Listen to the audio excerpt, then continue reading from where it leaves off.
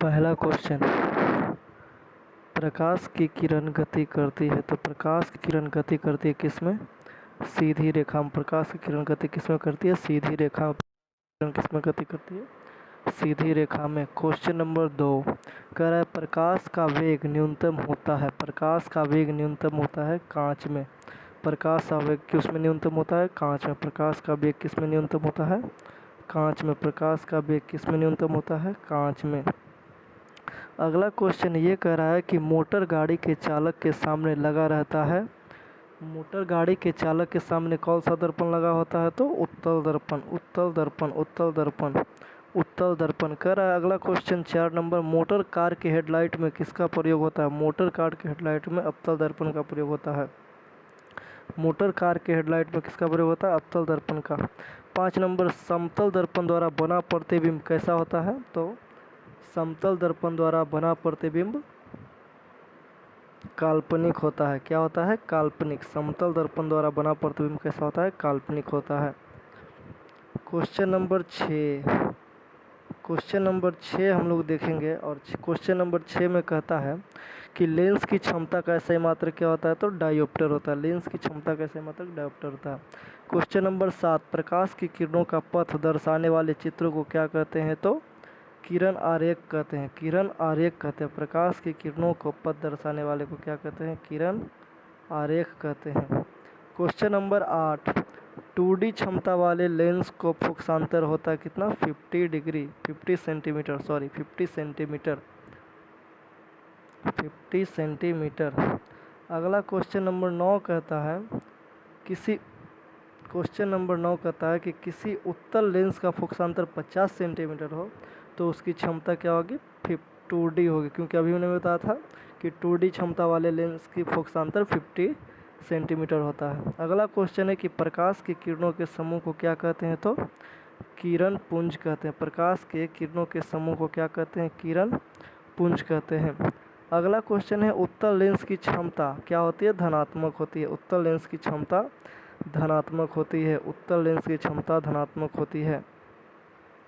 अगला क्वेश्चन है कि अवतल लेंस की क्षमता, अवतल लेंस की क्षमता क्या होती है? हमेशा ऋणात्मक, हमेशा ऋणात्मक होती है अवतल लेंस की क्षमता।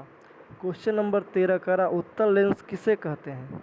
उत्तल लेंस अभिसारी लेंस को कहते हैं। उत्तल लेंस किसे कहते हैं? अभिसारी लेंस को कहते हैं। अगला क्वेश्चन है कि अवतल लेंस किसे कहते हैं? तो अपसारी लेंस को कहते हैं। अवतल लेंस, अवतल लेंस किसे कहते हैं? अपसारी लेंस को कहते हैं। क्वेश्चन नंबर अगला, निम्न में से कौन सा पदार्थ लेंस बनाने में प्रयुक्त नहीं होता है? निम्न में से कौन सा पदार्थ लेंस बनाने में प्रयुक्त नहीं होता है? तो मिट्टी। क्या होता है? मिट्टी नहीं होता है। निम्न में से कौन सा पदार्थ लेंस बनाने में काम नहीं देता है? मिट्टी। अगला क्वेश्चन कर रहा है किस दर्पण में हमेशा वस्तु से छोटा प्रतिबिंब बनता है? तो किस दर्पण में हमेशा वस्तु से छोटा प्रतिबिंब बनता है? तो उत्तल दर्पण में। उत्तल दर्पण में। कह रहा है किस दर्पण में वस्तु से बड़ा प्रतिबिंब बनता है? तो अवतल दर्पण में। किसमें? अवतल दर्पण में। क्वेश्चन नंबर 18 कह रहा प्रकाश के परावर्तन के नियम हैं। प्रकाश के परावर्तन के कितने नियम हैं? तो 3। कितने नियम हैं? 3 नियम है प्रकाश के परावर्तन के। अगला, जब प्रकाश की किरण हवा से कांच में प्रवेश करती है तो मुड़ती है, किधर मुड़ेगी? तो अभिलंब के निकट मुड़ेगी। किधर? अभिलंब के निकट मुड़ेगी। क्वेश्चन नंबर 20 कह रहा फोटोग्राफी कैमरा का अभिदर्शक होता है, मतलब फोटोग्राफी कैमरे में कौन सा लेंस होता है? तो उत्तल लेंस होता है। कौन सा लेंस होता है? उत्तल लेंस होता है। उत्तल लेंस होता है। अगला क्वेश्चन कहता है कि साइड मिरर के रूप में प्रयुक्त होता है कौन सा लेंस या दर्पण प्रयुक्त होता है साइड मिरर के रूप में? तो साइड मिरर के रूप में उत्तल लेंस का प्रयोग करते हैं। साइड मिरर के रूप में क्या होता है? सॉरी, साइड मिरर के रूप में उत्तल दर्पण का प्रयोग करते हैं। किसका प्रयोग करते हैं? उत्तल दर्पण का प्रयोग करते हैं साइड मिरर के रूप में। अगला क्वेश्चन ये कहता है कि एक अवतल दर्पण की फोकस दूरी 10 सेंटीमीटर हो तो उसकी वक्रता त्रिज्या कितनी होगी? एक अवतल दर्पण की फोकस दूरी 10 सेंटीमीटर तो उसकी वक्रता त्रिज्या कितनी होगी? 20 सेंटीमीटर होगी। 20 सेंटीमीटर होगी, क्योंकि चलिए, क्योंकि होता है F बराबर R/2, R/2 होता है, ठीक है। F बराबर R/2 होता है, तो ये वाला सूत्र लगा लीजिएगा तो आ जाएगा, ठीक है। चलिए आगे चलते हैं। तो ये हो गया 20 सेंटीमीटर। अगला कह रहा है निर्गत किरण एवं अभिलंब के बीच के कोण को क्या कहते हैं? तो निर्गत किरण अभिलंब के बीच के कोण को क्या कहते हैं? तो क्या कहते हैं? निर्गत कोण कहते हैं, निर्गत कोण कहते हैं, निर्गत कोण कहते हैं। अगला क्वेश्चन कह रहा है कि सरल सूक्ष्मदर्शी में किसका उपयोग होता है? सरल सूक्ष्मदर्शी में उत्तल लेंस का उपयोग होता है, सरल सूक्ष्मदर्शी में उत्तल लेंस का उपयोग होता है। 25 में कह रहा है किस लेंस के द्वारा सिर्फ काल्पनिक प्रतिबिंब बनता है? तो अवतल लेंस के द्वारा सिर्फ काल्पनिक प्रतिबिंब बनता है। अगला क्वेश्चन कह रहा है परावर्तन के नियम से क्या निर्धारित होता है? तो परावर्तन के नियम से आपतन कोण और परावर्तन कोण हमेशा क्या होता है? बराबर होता है। आपतन कोण और परावर्तन कोण हमेशा बराबर होता है। अगला क्वेश्चन कहता है कि काल्पनिक प्रतिबिंब कैसे होते हैं? काल्पनिक प्रतिबिंब में कौन सा प्रतिबिंब बनता है? तो काल्पनिक प्रतिबिंब हमेशा कैसा बनता है? सीधा बनता है, सीधा। कह रहा है लेंस के मुख्य फोकस की संख्या कितनी होती है? तो लेंस के मुख्य फोकस की संख्या 2 होती है, ठीक है। अगला क्वेश्चन कह रहा है सर्च लाइट का परावर्तक सतह होता है। तो सर्च लाइट का परावर्तक सतह कैसा होता है? अवतल होता है। कैसा होता है? अवतल होता है, अवतल होता है। अगला क्वेश्चन कह रहा है कि दाढ़ी बनाने में कौन सा दर्पण का उपयोग किया जाता है? तो दाढ़ी बनाने में अवतल दर्पण का उपयोग किया जाता है। अगला क्वेश्चन कहता है कि एक उत्तल लेंस की क्षमता 1 डायोप्टर हो तो उसकी लेंस की फोकस दूरी कितनी होगी?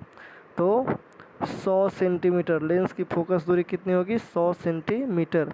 अगला क्वेश्चन कहता है किसी गोलीय दर्पण तथा किसी पतले गोलीय लेंस दोनों की फोकस दूरी -15 सेंटीमीटर है, तो बताना है कि दर्पण तथा लेंस संभवतः कहाँ होंगे? तो कौन सा दर्पण होगा या लेंस होगा? 15 सेंटीमीटर माइनस में है, तो बताइए आप दोनों। तो लेंस भी होगा अवतल और दर्पण भी होगा अवतल, ठीक है। चलिए क्वेश्चन नंबर 33 में आते हैं। 33 नंबर क्वेश्चन ये कहता है कि प्रकाश के अपवर्तन के कितने नियम हैं? मैंने अभी बताया है तुरंत, प्रकाश के अपवर्तन के कितने नियम हैं? 2। कितने नियम हैं? 2। अगला क्वेश्चन कहता है कि किसी माध्यम के अपवर्तनांक का मान कितना होता है? तो कितना होता है?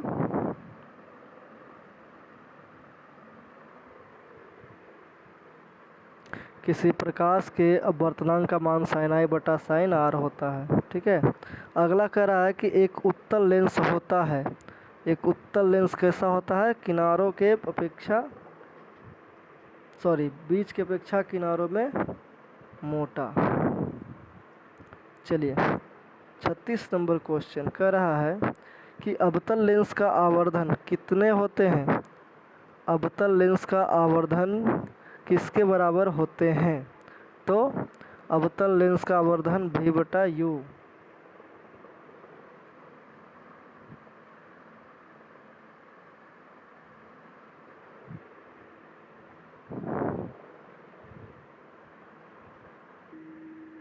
चलिए क्वेश्चन नंबर 37।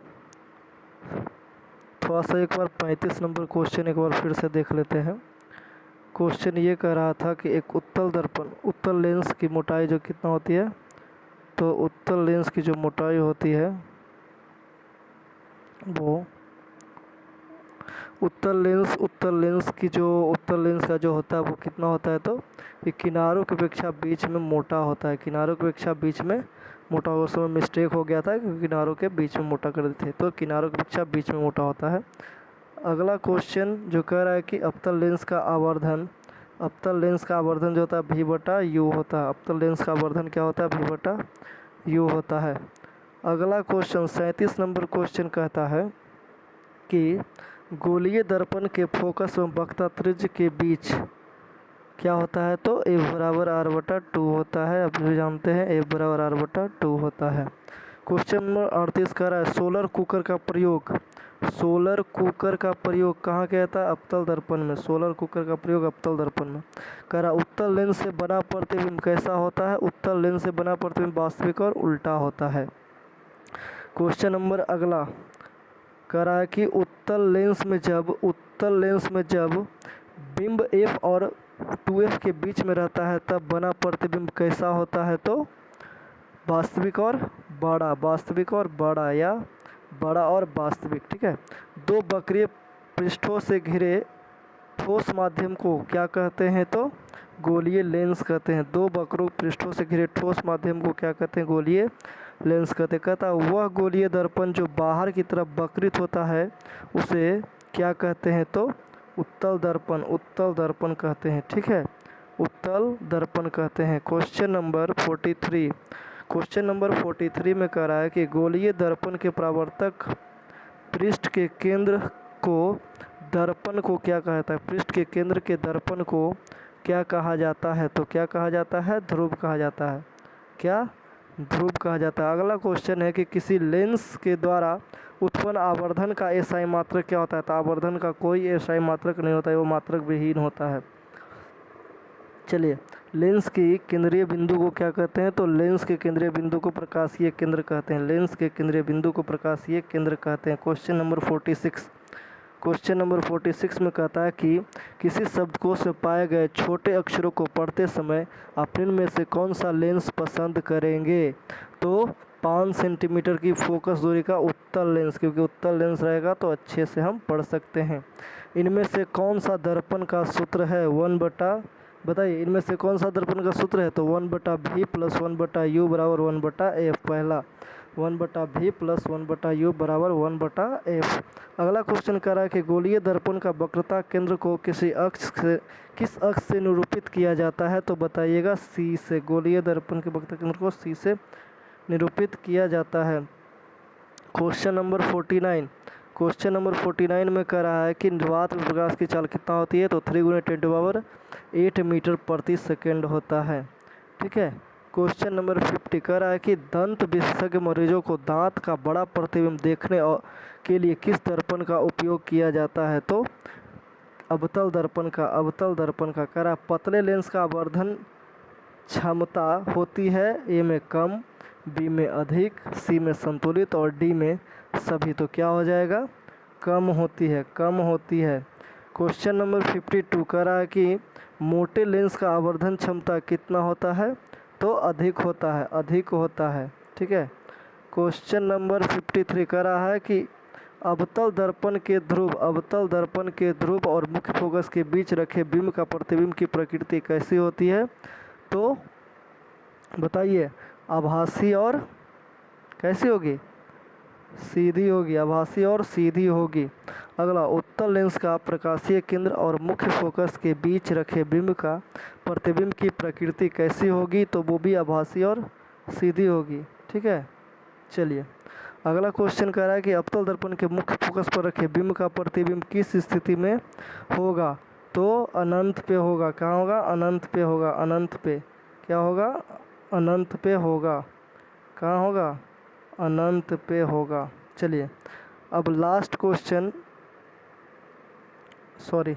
लास्ट क्वेश्चन ये कह रहा है कि उत्तल लेंस की मुख्य फोकस पर रखे प्रतिबिंब की स्थिति क्या होगी? तो अनंत पर होगी। क्या होगी? अनंत पर होगी। कहाँ बनेगी? अनंत पर बनेगी। अनंत पर। ठीक है, अनंत पर बनेगी। चलिए, आज के लिए फिजिक्स का ये पहला चैप्टर का क्वेश्चन था 10th क्लास का, जो कि आपको इससे ज़्यादा बाहर क्वेश्चन कहीं नहीं जाएगा। और आप लोग इस चैनल को लाइक करिएगा, सब्सक्राइब कीजिएगा, ताकि आपको और अच्छा से ऑब्जेक्टिव क्वेश्चन 2023 के लिए मोस्ट एक्सपेक्टेड क्वेश्चन, जो कि मोस्ट वैल्यूएबल क्वेश्चन होता है, VVI क्वेश्चन होता है, वो आपको दिया जा रहा है। क्योंकि इससे बाहर एक भी प्रश्न आपका नहीं आएगा। अगर आप इसे अच्छे तरह से एक बार मेहनत करके कर लेते हैं तो आप 450 नंबर लाने में प्लस जाएंगे, क्योंकि साइंस का नंबर बहुत डिफिनिट होता है। ठीक है, तो आज के लिए इतना ही। और अब मेरे चैनल को लाइक, सब्सक्राइब सब्सक्राइब तो ज़रूर कीजिएगा और बेल आइकन के लिए नोटिफिकेशन दबा दीजिएगा, ताकि आपका बेल आइकन दबाइएगा तभी नोटिफिकेशन आपके पास आएगा। कोई भी वीडियो हम डालेंगे आपके पास नोटिफिकेशन आ जाएगा। तो जय हिंद, जय भारत, और आज के लिए इतना ही।